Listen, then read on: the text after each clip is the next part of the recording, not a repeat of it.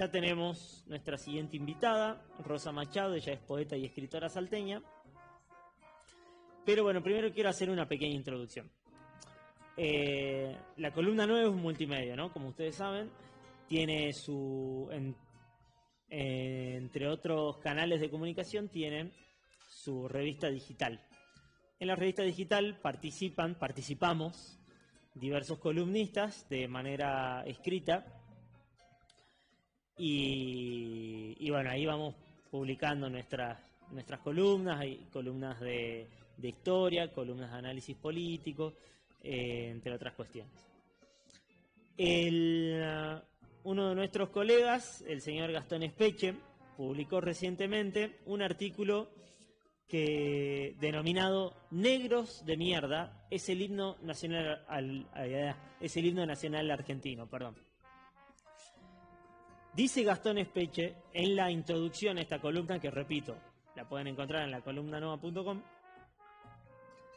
Dice, leo textual: es menester que todo escritor comprometido con la realidad de nuestro tiempo se adentre en los asuntos e inquietudes de la gente común, de la gente de a pie. Se debe bajar de la atalaya de vez en cuando, porque si no, tranquilamente la gente puede decir que uno vive en un tupper. Les comento que yo sí vivo en un tupper, pero con aire acondicionado y wifi, gracias a los cuales puedo escuchar cómodamente la música de los diversos pueblos que habitan este planeta, desde las variaciones de Bach, interpretadas por Goldberg, o las disonantes e hipnóticas variantes del canon de Pachelbel, o por Brian Eno, a la cumbia nazi, el muro de Berlín, del grupo Kumbao. También el pibe cantina de Yerba Brava, cuya ilustración de tapa es un chico orinando de espaldas con cara de travieso. Cuánta inocencia perdida. O también los hits de Pablo Lescano y lo más contemporáneo y actual, el trap. Bueno, de esta manera Gastón Espeche comienza su columna denominada Negros de Mierda, es el himno nacional argentino. Y bueno, Rosa, que forma parte también de nuestra comunidad, de la Columna Nova, lectora de nuestras columnas. Ella es además poeta y escritora, así que bueno, tiene cierta autoridad para hablar sobre este tema. Le pareció importante responder, hacer un descargo al artículo de Gastón Espeche. Pero bueno, primero la presento. ¿Qué tal, Rosa? ¿Cómo estás? Muy buenos días. Buenos días. Bueno, contanos, ¿qué fue lo que te llamó la atención del artículo? Lo que pasa es que utiliza una expresión de hace un tiempo que era una cumbia, que después fue un poco censurada por su cuestión totalmente agresiva, hiriente y sobre todo racista, ¿no es cierto? Sí. Que causa una especie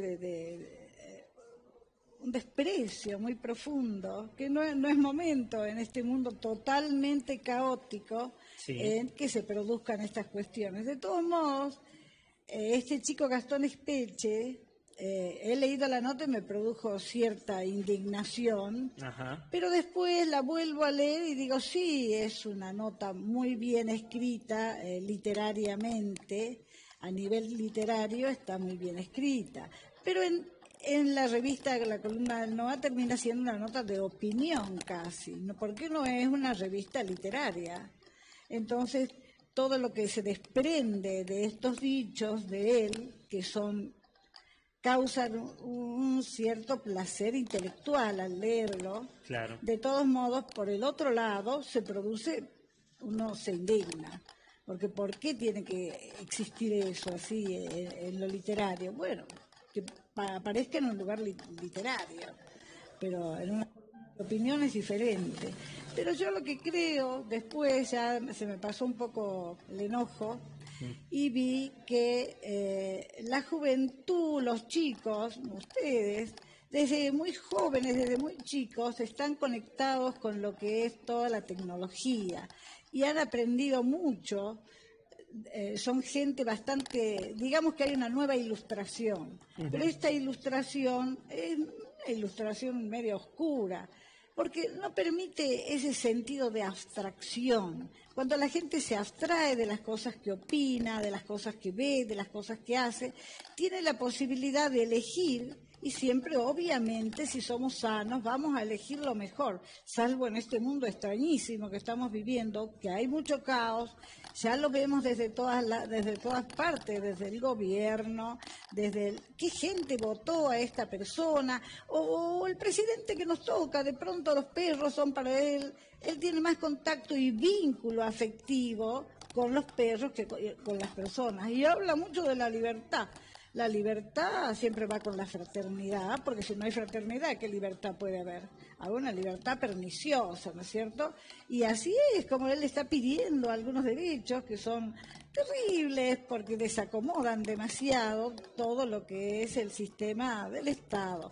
Y niega el Estado en un lugar como que hay determinadas acciones, tiene que haber un Estado porque quedamos totalmente desprotegidos. Y encima la juventud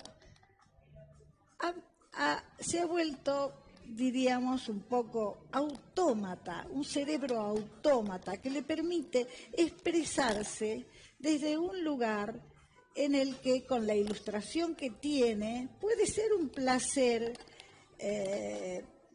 intelectual leer algo como esto, ¿no? Pero a su vez también demuestra una cierta, en el trasfondo, una cierta rabia de gente blanca que ha sido engañada por el neoliberalismo y que ha sido totalmente desilusionada. Y en el fondo esta nota muestra como una cosa de venganza y se pone casi agresiva, sin perder la calidad literaria, que en definitiva, bueno, siempre es lindo leer algo bien escrito, pero es también una cuestión de sensibilidad humana en la que no podemos dejar de lado, ¿no? Claro. A mí me dio la sensación que era un tono irónico, un poco en el que estaba escrito. Quizás no lo veo con tanta violencia. No creo que pretenda eso el autor, sino, bueno, meterse con cierta ironía a algo que está cada vez más visibilizado, ¿no? que es la discriminación, una discriminación cada vez más palpable, que sí está muy influenciada por el contexto socioeconómico-político. No sé cómo lo ves.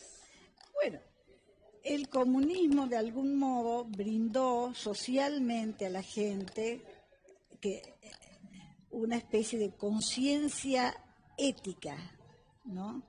El capitalismo tiene una tendencia a lo que es la opulencia, y no lo niega, y hacia ahí va, pero el comunismo, que es su contraposición, digamos, ha brindado esa conciencia ética, que se ha aferrado a mucha gente y desde ahí la gente actúa.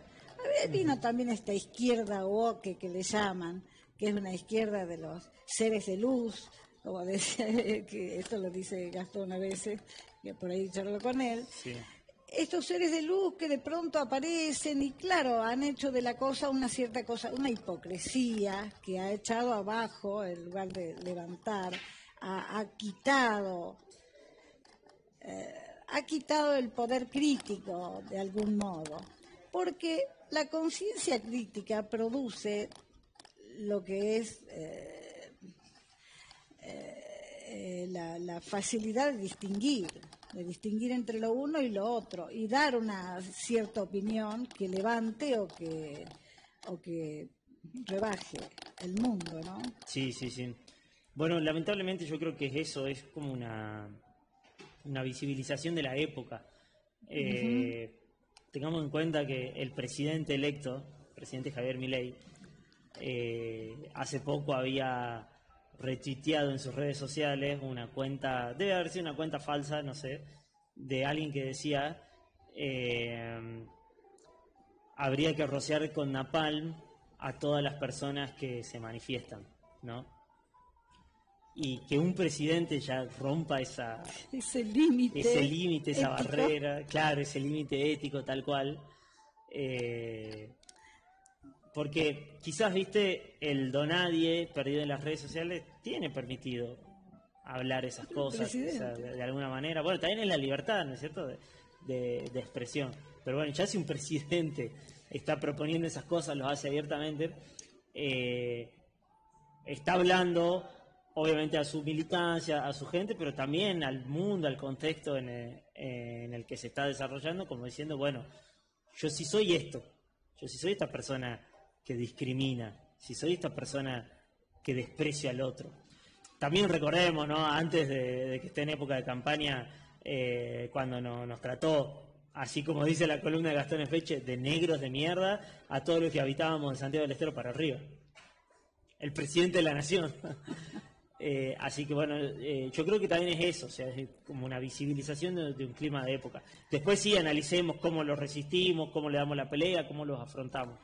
Y esta conciencia que trajo el comunismo, digamos, dio la posibilidad, al ser una conciencia ética, dio la posibilidad de que el cinismo y la ironía tiendan un puente para levantar algunas cuestiones, no hundirlas más. Claro. Entonces esa es la gracia, digamos, del cinismo y la ironía. Pero bueno, hay gente que lo hace de verdad. Este chico lo hace literariamente, ya te digo, lo hace muy bien. A mí, bueno, me indigna porque tenía que decir algo de esto, no puede ser. Ya al presidente también le tendría que decir algo. Claro. Bueno, Rosa, vos estás acá sentada diciendo algo justamente porque tenés la autoridad para hacerlo. Sos poeta, sos escritora. Ya que estamos, contanos un poco de tu obra, cómo vienen tus proyectos. No, hace poco saqué un libro de poesía que se llama Puros Murmullos.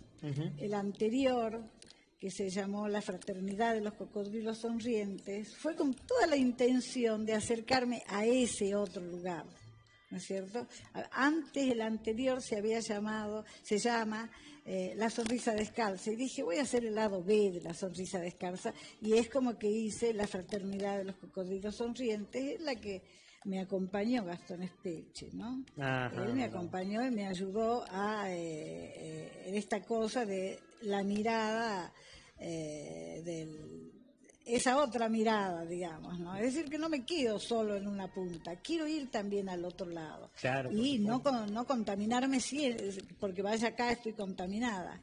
Pero si cuando uno tiene una concepción o una expresión automatizada como es la que hay en este tiempo, esa es la cosa, que la tecnolingüística ha educado deshumanizando por poco, ¿eh? Entonces cuando viene el otro es como hiriente, bueno, es así.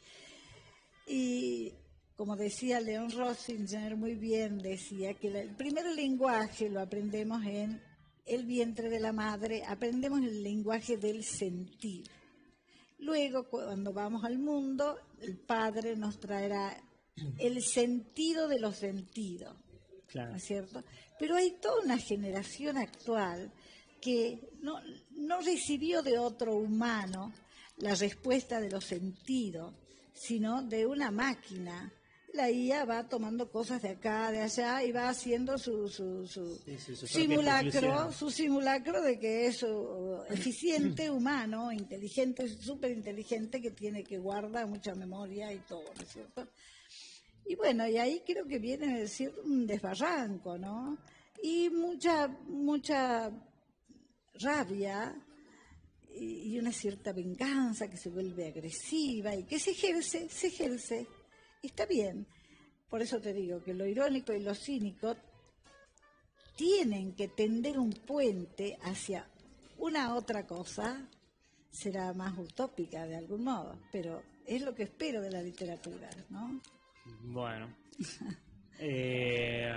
Bueno, ¿y próximos proyectos o no sé? Siempre estoy escribiendo o por ahí voy a hablar en algún lado, qué sé yo, es decir, estuve escuchando a Franco Berardi, un muy interesante pensador, filósofo, que dice que hay mucha necesidad de que el ingeniero y el poeta sean los que funden el nuevo mundo. Así que entre el ingeniero y el poeta hay una gran distancia, ¿no es cierto?